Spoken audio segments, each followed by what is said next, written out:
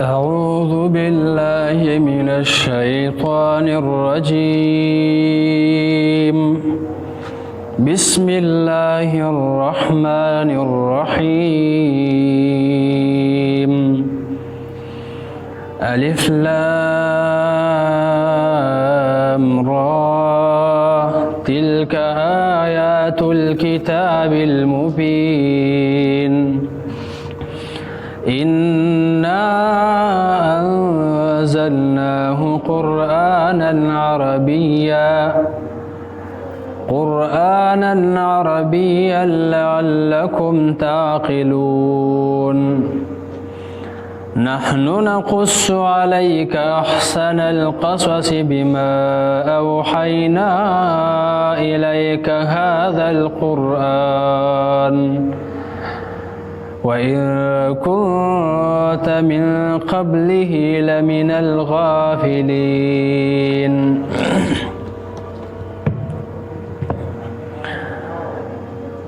سورة یوسف 12 سپاره. دا سورت دې سورت نوم سورة یوسف ده.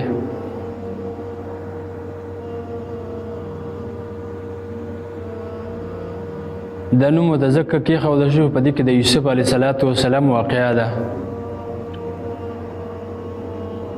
په سورة یوسف کې 111 آیاتونه پکې دي. سورة یوسف د قرآن کریم کې د ترتیب په لحاظ سره 12 نمبر سورت ده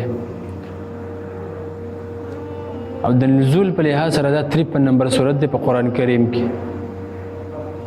او 12 په دې سورت کې رکوګانې دي.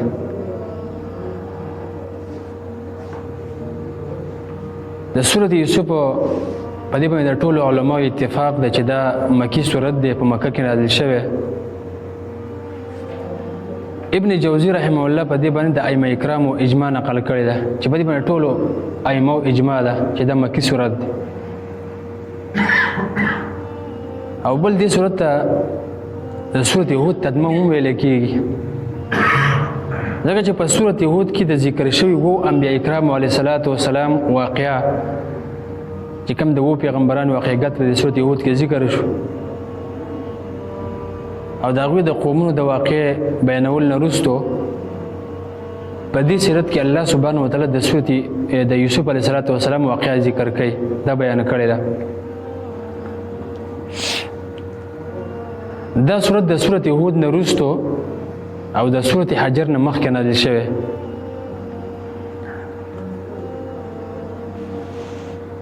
مناسبت د دې سورت د سورة یوسف د مخکې سورت سره دا دی، مخکې سورت کې العبادة لله وحده دای موضوع اوس دلته د هغې وجه بیانوي چې انبیا علیهم السلام په هغې وبانې نه پوهېږي نو دوی د عبادت لایق نه دي. دوی مناسبت دا دی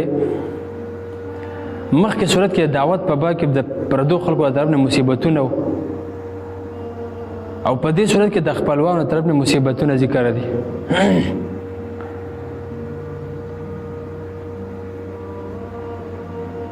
لکه یوسف علیه السلام خپل ورونو بوت له کویت یې وارته او مصیبتونه تکلیفونه هغه ته ورکړه. نو الله سبحانه وتعالی فرمایي چې په دوه حالتونو کې به دا صبر کوي. او درې مناسبت دا دی مخکې د الله رب العالمین حق د عبادت بیان شو، د الله حق د عبادت کول، د الله بندګي کول. او په دې سورة یوسف کې شان د نبی علیه السلام بیانې او دا د قرآن کریم د موضوعاتو نه دي. کله چې د الله رب العالمین توحید او عبادت بیان کی نو بیا چې د نبی صلی الله علیه وسلم شان مو پیژنه، ستا پیغمبر څوک دی، ډېر لوی شان دی. او د الله رب العالمین بندګي هم دغه پیغمبر په طریقه باندې وکړه.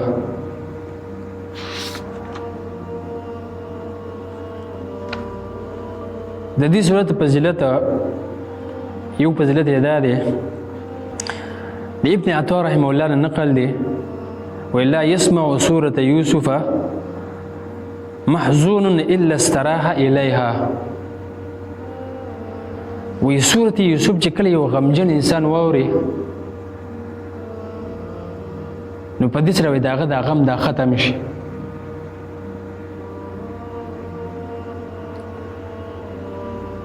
او دویم فضیلت ادام دی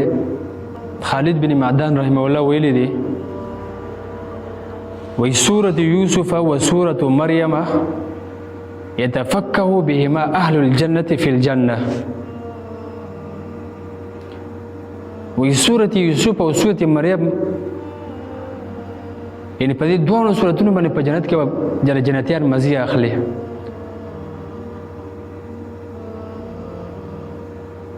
امام بغوی رحمه الله دا نقل کړي خو دا روایت مقطوع ده. او شان نزول د دې سورة یوسف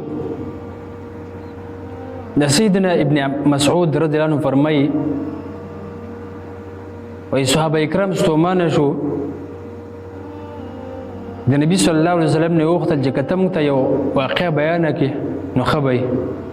ځکه هر وخت د جنت او د جهنم خبرو سره کله د انسان زړه تنګ شي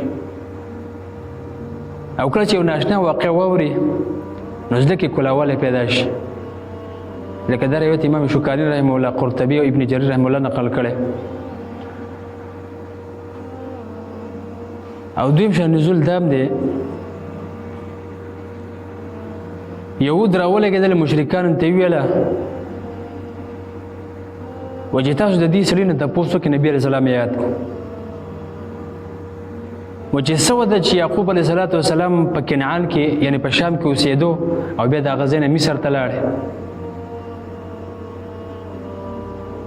او عام بني اسرائیل په مصر کې موجود دي ان په مصر کې د عام بني اسرائیل دا موجود شو او نبی علیه السلام دا تاریخ نه معلوم. نو الله سبحانه وتعالی دا سورة یوسف نازل کو او په یهودو باندې رد وکړو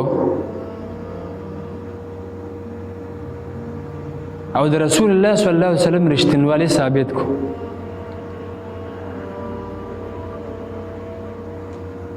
او د یعقوب علیه السلام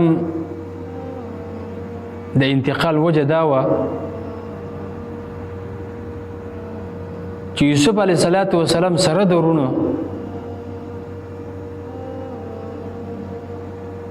یعنی یوسف علیه السلام سره ورونو حسد وکړو نو هغوی د کلي نه جدا کو تر دې چې مصر ته ورسېده نو الله سبحانه وتعالی یوسف علیه السلام له بادشاهي ورکړه بیا د خپل اهل مصر ته راوغوښته نو په دې و چې په مصر کې آباد شو. یعنې اشاره و چې تاسو به د نبي صلی الله علیه وسلم وشړئ یعنې دې خبره ته مې اشاره وه لیکن دې به در باندې بېرته غالبه کېږي یعنې په دې صورت کې دا اشاره هم ده چې تاسو به دا پیغمبر شړئ لیکن دا پیغمبر په تاسو باندې بېرته غالبه کېږي. د دې وجې نه یهودیانو تصدیق هم کړی و چې دا واقع بعینه د تورات او د پخوانو کتابونو مطابق ده. د دې سورة یوسف د ټول خلاصه دا ده چې په دې اولنۍ 3 آیتونو کې مقدمه ده چې په دې کې د قرآن کریم فضیلت او د دې واقع فضیلت او په نبی صلی الله علیه وسلم باندې امتنان او احسان اثباتنه ذکر ده. بیا واقع د یوسف علیه السلام شروع کړې ده چې پای کې ډېر مقامات دي ځای په ځای به راشي. اول مقام دا دی چې یوسف علیه السلام خوب لیدلی او بیا دغه خوب یې پلار ته بیان کړی دی هغه ورته تدبیر ښودلی بغیر تعبیر نه. بیا بل مقام دی چې په هغې کې د ورونو حسد شروع شو د یوسف علیه السلام سره یې حسد شروع کړو او یوسف علیه السلام نه د پلار نه جدا کړی تر د 19 آیته پورې دا ذکر دی. بیا د هغې نه بل مقام شروع دی چې کله ورونه راولګېدل یوسف علیه السلام یې کوهي ته واړته د کوهي نه چې څنګه راووتو او په مصر کې چې کم امتحانات راغلل د عزیزي مصر په کور کې امتحانات بل امتحان د طرف د زنانو نه بیا د یوسف علیه السلام جیل ته تلل بیا د جیل نه راوتل دا په کم شکل کې راووته دا ټول بیچله راشي او د جیل نه وروسته چې کم حالتونه جوړ شو بیا ورته بادشاهي میلاوه شو بیا د رونو یو پیر رالل په دویمه کرته رالل بیا پکې یو ورور ځان سه ایثار کو بنیامینه او په دریم ځل کې ورونو د خپل حال ویل چې زه یوسف یم او هغې ملامته کړی دي او بیا یعقوب علیه السلام مصر ته نقل کړی د شام نه بیا مصر ته یعقوب علیه السلام راغلی بیا په یوسف علیه السلام باندې وفات راغلی الله رب العالمین نه یې دعاګانې طلب کړې او بیا په دې واقعه باندې تفریعات دا یې ذکر کړی دي او د دې صورت مقصد او موضوع څه ده مقصد او موضوع د صورت توحید ثابتول دی په یو څو طریقو سره یو طریقه هغه دا ده چې نفي د علم الغیب د انبیاء علیه السلام نه او دویم رد د شرک په تصرف کې او دریم رد د شرک په بندګۍ کې او څلورمه طریقه رد په ټولو اقسامو د شرک باندې او دوی موضوع پکې زیاته ظاهره چې په دې صورت کې الله رب العالمین شان د نبی علیه السلام بیان کړی دی دغه رنګ بیان د صدق د نبی صلی الله علیه وسلم پکې دی چې یو سره د ام کېدو نه دا واقع بیان کړی دی یوسف علیه السلام د واقع نبی صلی الله علیه وسلم ته چېرته یادوه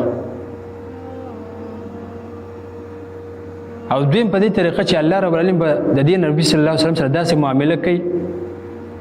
لکه څرنګه چې یوسف علیه السلام سره وکړه هغه ته عزت ورکو د یوسف علیه السلام غرونه راولګل د یوسف علیه السلام سره حسد وکړو همدغه رنګ قریش راولګل د نبی علیه السلام سره حسد وکړو د یوسف علیه السلام غرونه اراده وکړه د یوسف علیه السلام د وجلو یا کوهي ته دارتولو نو قریش هم راولګل د نبی صلی الله علیه وسلم په باره کې درې قسم مشورې وکړې لکه سورت انفال کې تېر شوي دي په 30 نمبر آیات کې لیثبتوک او یقتلوک او یخرجوک یا به یې تړلي یا به یې وجني یا به یې د کړي نه شړي دا درې مشورې دي مشرکانو کړې وې د نبي علیه السلام په باره کې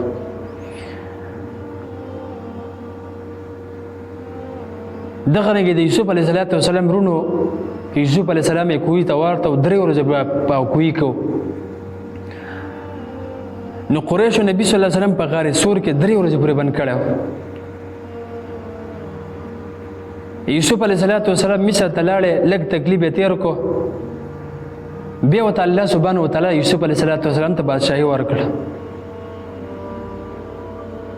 همدغه شان نبي صلی الله علیه وسلم مدینې ته لاړې لږ تکلیف یې تېر کړو جهادونه وشو د هغې نه وروسته نبي علیه السلام ته الله سبحانه وتعالی بادشاهي ورکړه وروسته زمانه کې ورونه د یوسف علیه السلام هغه ته محتاج شو همدارنګې قریش هم چې کله نبي علیه السلام مکه فتح کړه د هغې نه وروسته مکې قریش د نبي علیه السلام ته محتاج شو نو بعینه د یوسف علیه السلام الفاظ قریش ته ویل لا تسریب علیکم اليوم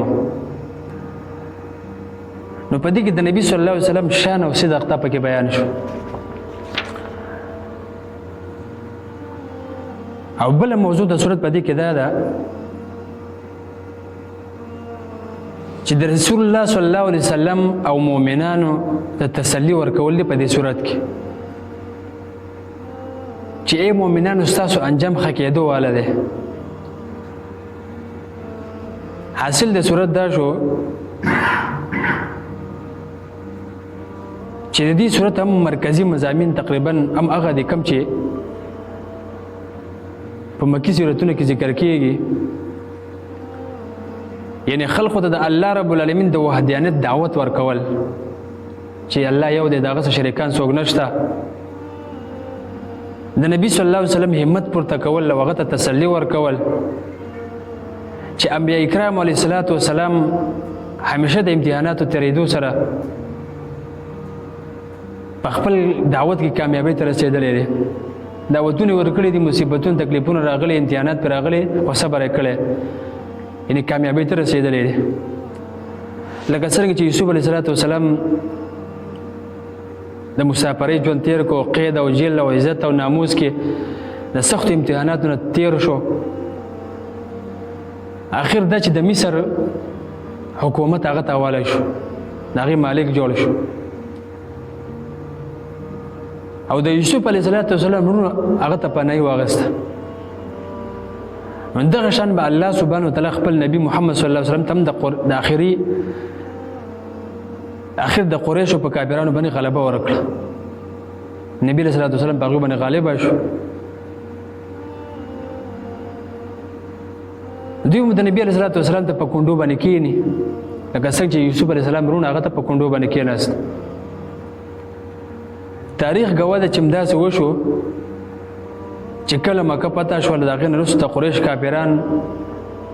نبی علیه السلام ته راجمع شو. نبی صلی الله علیه وسلم د هغوی نه تپوس وکړو چې ستاسو زما نه څه توقع لرئ، زه به تاسو سره څنګه سلوک کوم. نو هغې ویل چې اخون کریم وابن اخي کریم، چې ته زمونږ کریم یعنې عزتمن ورور یې او د کریم النفس یعنې د عزتمن ورور زوی. نو نبی صلی الله علیه وسلم وفرمیل چې زه نن ورځ تاسو ته هغه خبره کوم، یعنې کومه خبره چې یوسف علیه السلام خپل وروڼو ته کړې وه.